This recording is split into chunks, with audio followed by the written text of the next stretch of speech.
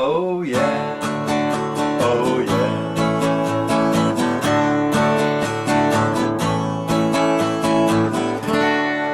We're going to take a look at a pretty fun Beatles tune. Now, this was a B-side, but still a really cool tune. Matter of fact, probably one of the classier B-sides. Great melody.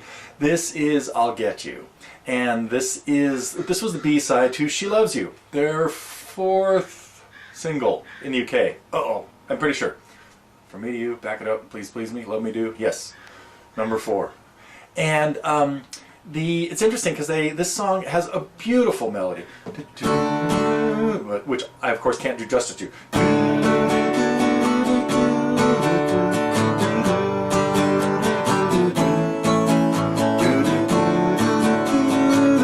Some major sevenths in the melody, just anyway, beautiful tune.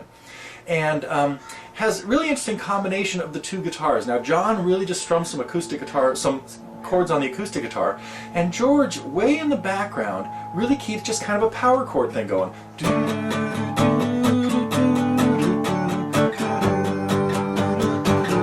With the occasional shuffle.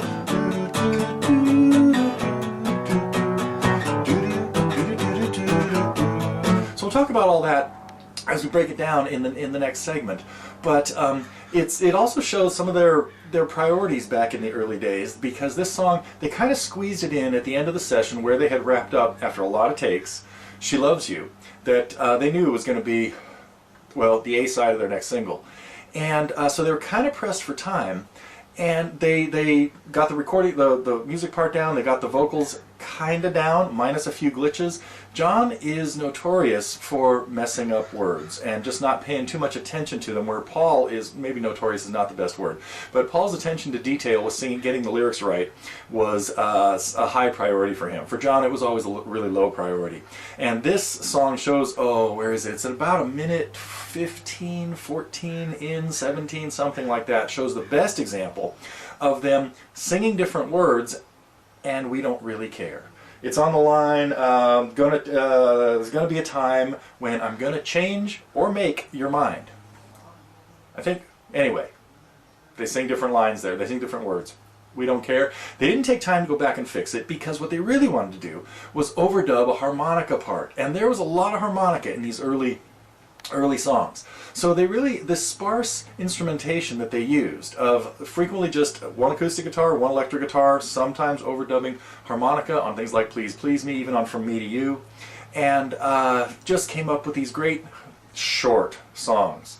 Most of them are under 2.5 minutes. And this, I'll Get You, is another example of one of those. 2 parts, a verse and a bridge.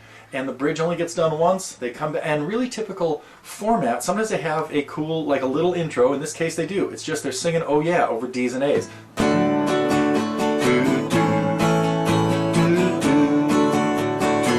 you want to play George's part,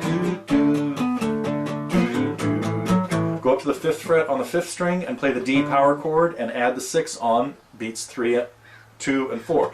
1, 2, 3, 4, and A.